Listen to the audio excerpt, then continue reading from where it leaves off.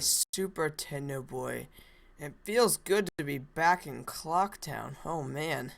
So anyway, here I am, and I just got a brand new mask. It's just titled Gold Mask, so I think I'll go ahead and try it out.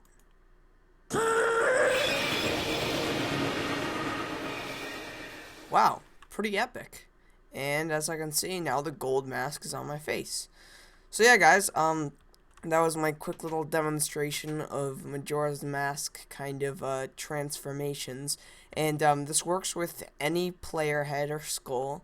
Let me just go ahead and demonstrate once more. And I just want to emphasize that it can be done anywhere in the world. So let's do it right here on the path. That's a good spot. Okay. And we just go ahead and right click. So yeah, we got that nice little sound effect. As you can see the background of wherever you're standing. And there's no transition of taking it off because I thought that might be a little spammy and annoying every time you want to switch masks. But yeah, as you could tell probably, all it is it's just an armor stand that, you know, as I said, looks like Link, and it shows him putting on the mask, and then it uses replace item to give you the mask. So it's pretty simple. I can go ahead and show you guys the redstone here in a second.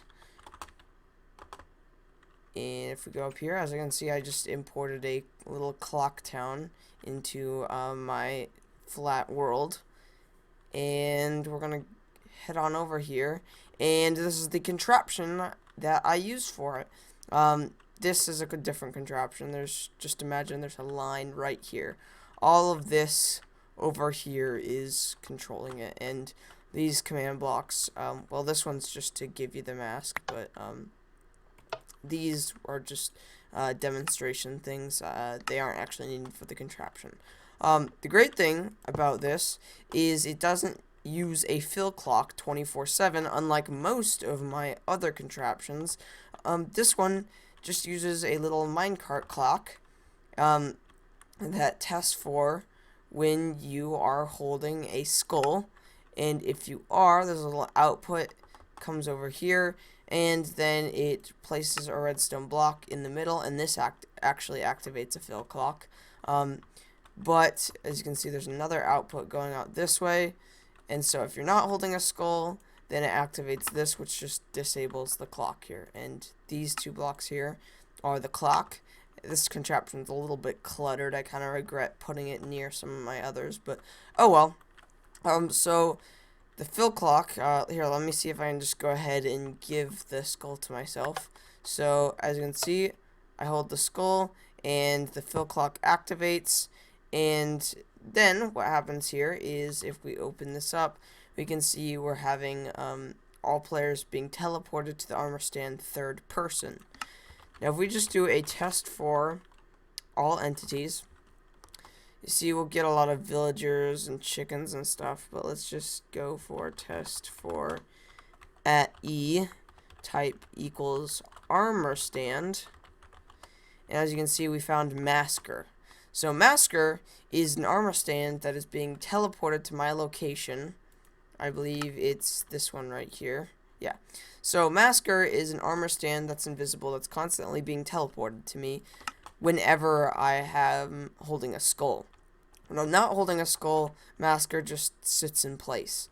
But yeah, this clock tests for if I have a skull. If so, activates fill clock, and during the fill clock, the armor stand is teleported to me. When I right click with the mask is put onto the armor stand. And then we have command block here testing for Masker with the correct skull on or whatever. Right now I just have it set as just skull. You can specify the name or whatever, but for now you could put any skull. But yeah, that can be a little touchy using skull owner in a test for command. But anyway, so if it's true, then it gives the player blindness for 4 seconds, and then it creates an armor stand. It creates the Link armor stand, which let's see if we can grab this command block and create another one over here. Let's see, go over here. Let's get rid of execute, and I'll just show you kind of what it looks like up close. So yeah, there we have the Link armor stand here, just some iron leggings, dyed armor, player head, and then what happens here is it goes through a long line of command blocks that just change, using entity data, the rotation value of his 2 arms here. And also, so that just goes around here to the end, and then when it finishes, it gets rid of mask being, which is the name of the Link or whatever. It gets rid of third person, which I'm going to talk about here in a second, and it gets rid of mask, which is the actual armor stand that's displaying the mask in his hands.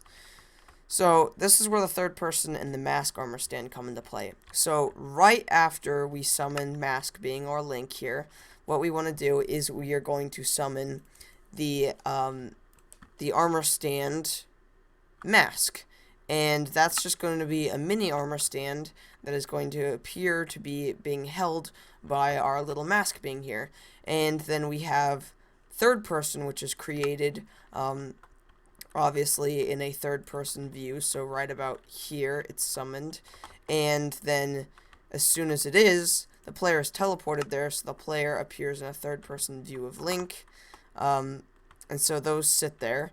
And also, while the rotation values of Link are being changed, the mask is also being teleported upwards, so it goes along with the arms.